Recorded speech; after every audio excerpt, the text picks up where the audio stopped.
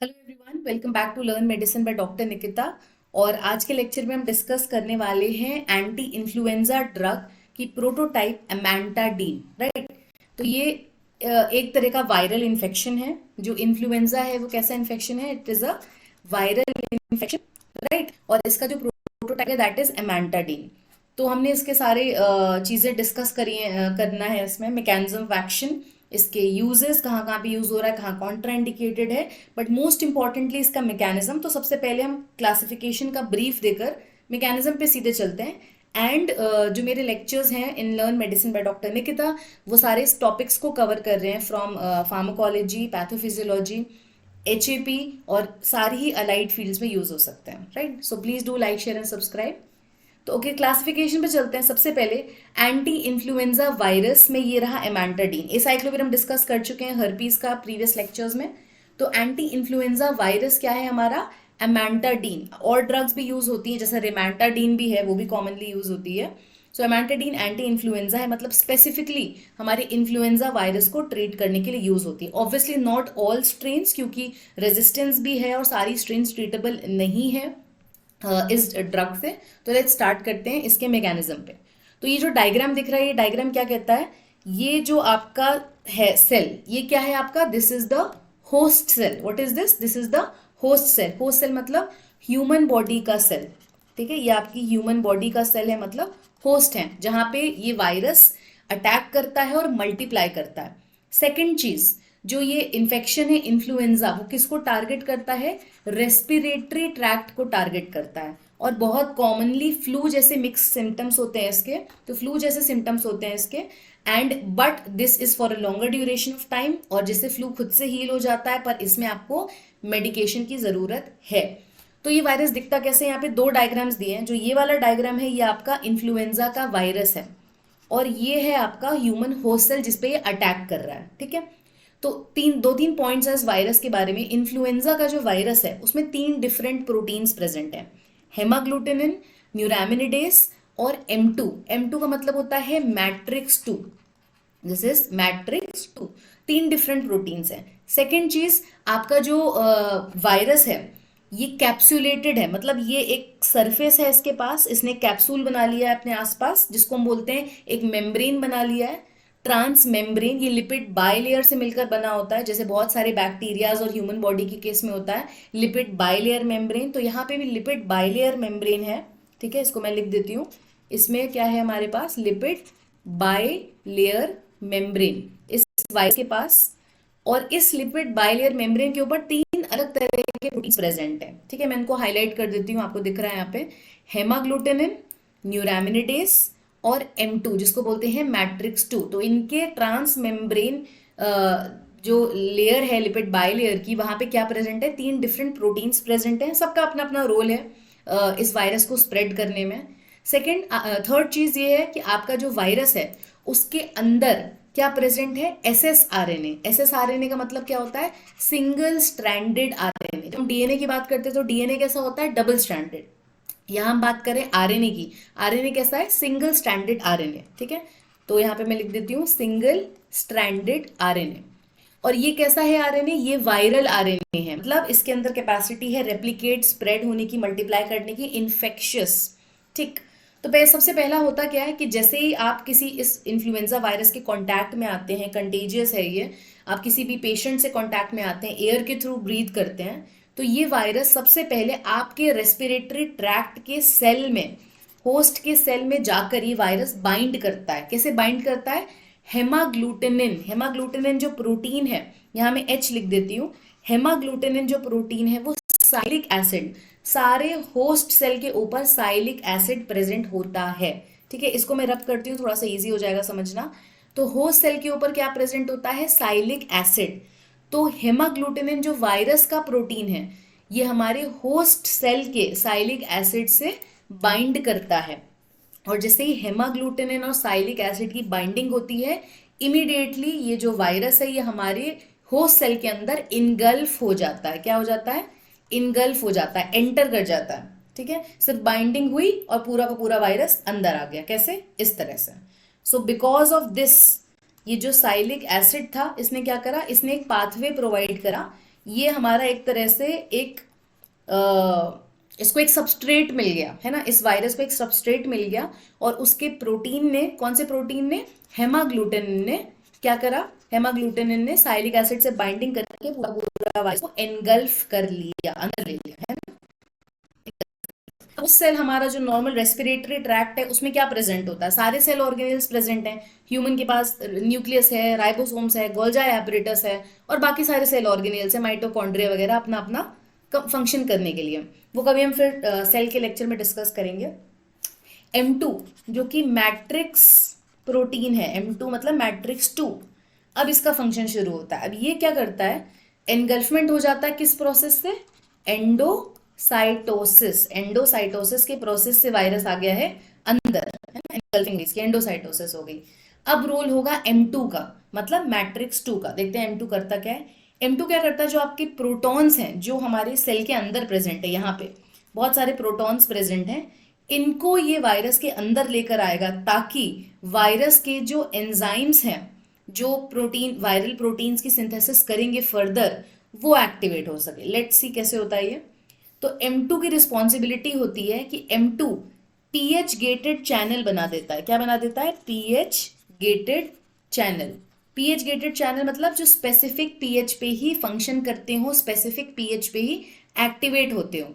तो M2 क्या करेगा, एक पीएच गेटेड चैनल बनाएगा, आयन चैनल्स बनाएगा, जिसकी वजह से प्रोटॉन्स, जो हमारे सेल में प्रोटॉन्स प्रेजेंट थे, मैंने इसलिए पॉजिटिव चार्ज बनाया यहाँ पे, जो प्रोटॉन्स थे इनकी एंट्री हो जाएगी इस चैनल की वजह से। ठीक है, अभी तक सेल के अंदर कोई ऐसा चैनल नहीं था, कोई ऐसा वायरस नहीं था। हमारे जो वायरस है इसके पास प्रोटॉन्स नहीं थे। प्रोटॉन्स कहाँ थे, होस्ट सेल के अंदर। तो इसने होस्ट सेल के प्रोटॉन्स को यूज करके, कैसे यूज करा, इसके M2 प्रोटीन मतलब मैट्रिक्स प्रोटीन, मैट्रिक्स 2 प्रोटीन ने पहले चैनल बनाया कि हाँ, एक दरवाजा बना दिया कि अब ये आयंस अंदर आ सकते हैं।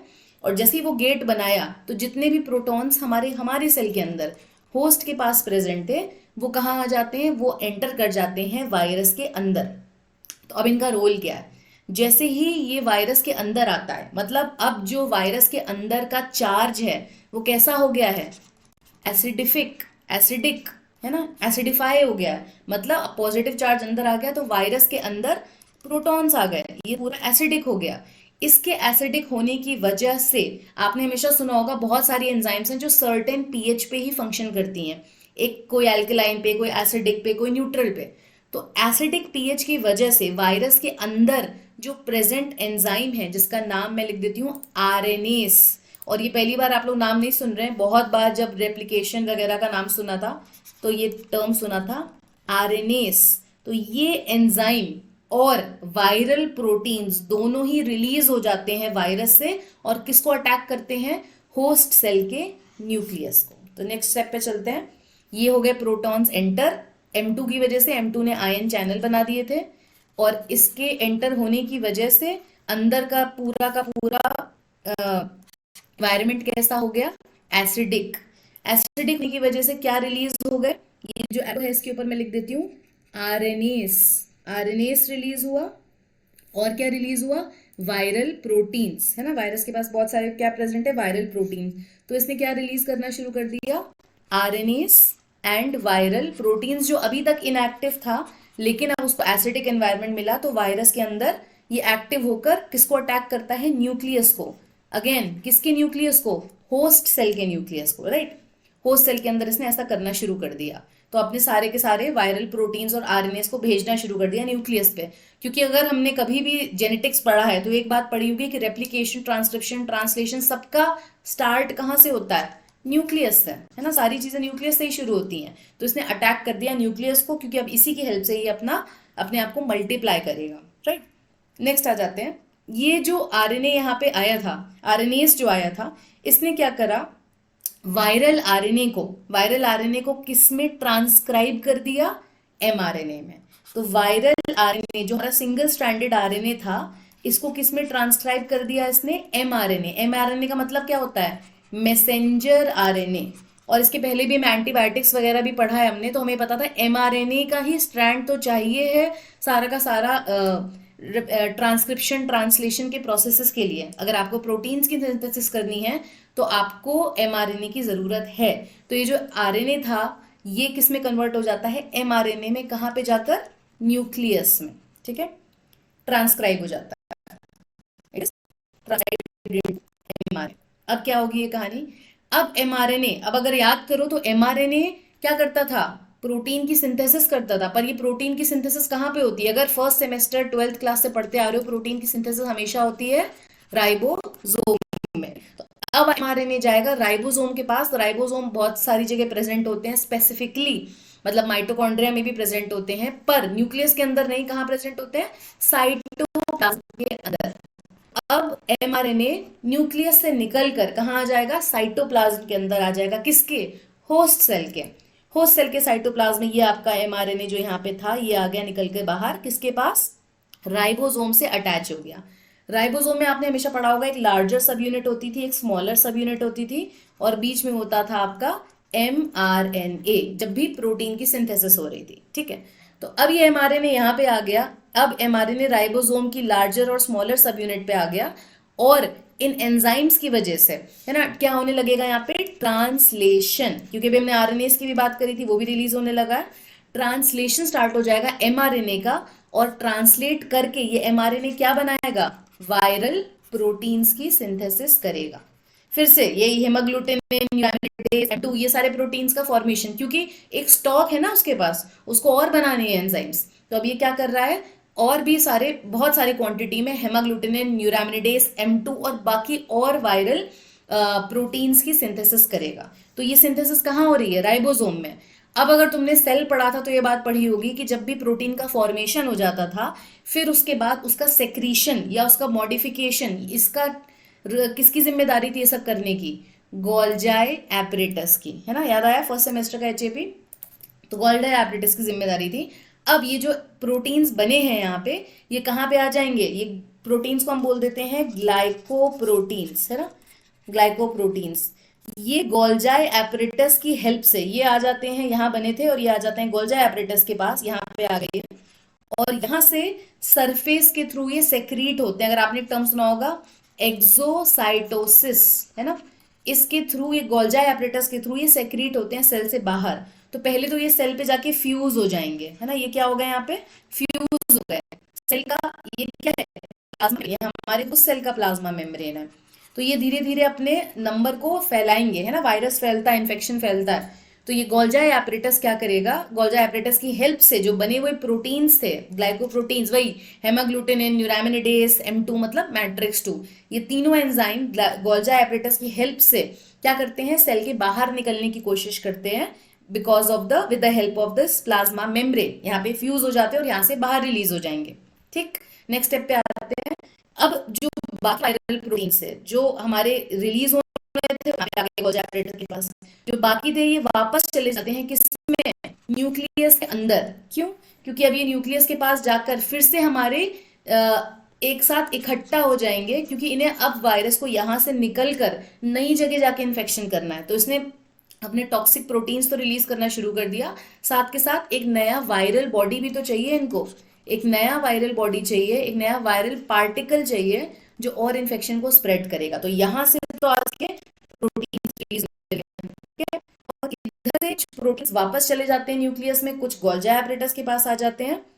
अब कहानी देखिए क्या होती है कि जो यहाँ पे असेंबल हुए थे वायरल कैप्सिड्स, अब ये क्या करते हैं, ये इकट्ठा होकर सेल के पास, यहाँ से प्रोटीन रिलीज हो गए हमारे, ठीक है, और बाकी जो बचे हुए वायरल प्रोटीन्स थे ये नया वायरल पार्टिकल का फॉर्मेशन करते। तो इन्फेक्शन यहाँ पे तो रहेगा, इस सेल में तो इन्फेक्शन रहेगा, अब नए सेल की तरफ जा रहा है इन्फेक्शन, जो सराउंडिंग सेल्स हैं। टॉक्सिक प्रोटीन्स भी रिलीज हो गए जो आपकी बॉडी में सिम्टम्स क्रिएट करेंगे, है ना, इन्फ्लुएंजा के। ये सेल इन्फेक्टेड हो गया, सिम्टम्स के लिए प्रोटीन्स रिलीज होने लगे, और एक नया वायरल पार्टिकल मतलब आपके ही रेस्पिरेटरी ट्रैक्ट के आसपास के नेबरिंग सेल्स को। तो ये जो बचे हुए वायरल प्रोटीन से असेंबल होकर सेल के सरफेस पे अटैच हो जाते हैं, से एक नया वायरल पार्टिकल बनता है।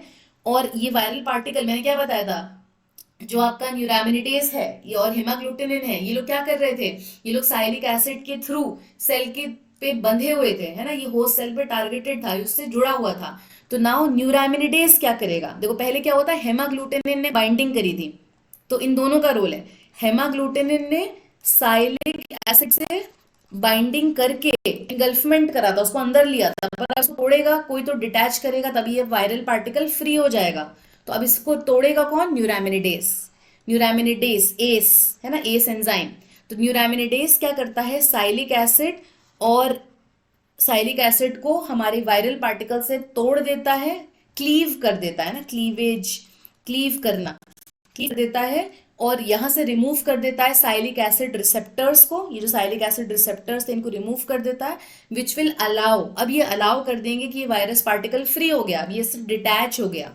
तो अब ये वायरल पार्टिकल कैसा हो गया, डिटैच्ड, डिटैच होकर वायरल पार्टिकल नई जगह इन्फेक्शन कॉज कर सकेगा, कैसे, क्योंकि इस वायरल पार्टिकल के पास क्या क्या आ गया है, M2, हेमाग्लूटिनिन और न्यूरामिनिडेस, नए टारगेट पे जाकर फिर हेमाग्लूटिनिन बाइंड करेगा, फिर से चैनल आकर उस वायरल प्रोटीन को ट्रिगर करेगा, फिर से न्यूरामिनिडेस वहां से ब्रेक डाउन होके फिर से प्रोटीन को रिलीज, फिर से हमारे वायरल पार्टिकल को रिलीज करके नई जगह इन्फेक्शन कॉज करेगा। तो ये साइकिल चलती रहती है, चलती रहती है, नॉर्मल प्रोसेस है। अब यहाँ पे रोल आता है हमारी एंटी इन्फ्लुएंजा ड्रग इमेंटाडीन और इमेंटाडीन का, ये क्या करते हैं, ये M2 आयन चैनल को ही इनिबिट कर देते हैं, इसी को जाकर ब्लॉक कर देते हैं। तो इवन इफ आपको इन्फेक्शन हो गया है इन्फ्लुएंजा का, तब भी वो वायरल पार्टिकल रेप्लिकेट नहीं कर पाएगा, वो वायरल पार्टिकल अपने टॉक्सिक प्रोटीन्स का फॉर्मेशन नहीं कर पाएगा, वो वायरल पार्टिकल नई जगह स्प्रेड नहीं कर पाएगा। क्यों, क्योंकि इसके फर्स्ट स्टेप को ही ब्लॉक कर देते हैं, M2 आयन चैनल इनिबिटर है ये। एमाइटेड कैसा है, M2 आयन चैनल को ही इनिबिट कर देता है, तो प्रोटॉन्स की एंट्री को ही रोक देगा। अब प्रोटॉन्स की एंट्री नहीं होगी तो अंदर का जो एंजाइम था, आरएनएस, है ना, ये सब एक्टिव नहीं होंगे, और ये एंजाइम्स एक्टिव नहीं होंगे तो एमआरएनए का फॉर्मेशन नहीं होगा, एमआरएनए का फॉर्मेशन नहीं होगा तो प्रोटीन्स का फॉर्मेशन नहीं होगा, प्रोटीन्स का फॉर्मेशन नहीं होगा तो ना ही यहाँ से प्रोटीन रिलीज होगा और ना ही नया वायरल पार्टिकल बनेगा, तो ये इन्फेक्शन यहीं की यहीं सबसाइड हो जाएगा, रुक जाएगा। ओके, आई थिंक सो समझ में आया है आपको। नेक्स्ट थोड़ा सा इसके बारे में डिस्कशंस कर लेते हैं कि एमेंटाडीन कैसा है, इनिबिट्स रेप्लिकेशन ऑफ इन्फ्लुएंजा ए, मतलब मोस्ट एक्टिव ये इन्फ्लुएंजा ए के लिए है, इन्फ्लुएंजा बी के लिए उतना इफेक्टिव नहीं है, एंटी आरएल स्पेसिफिक स्ट्रेन के लिए काम करता है, इन्फ्लुएंजा बी के लिए इफेक्टिव नहीं है।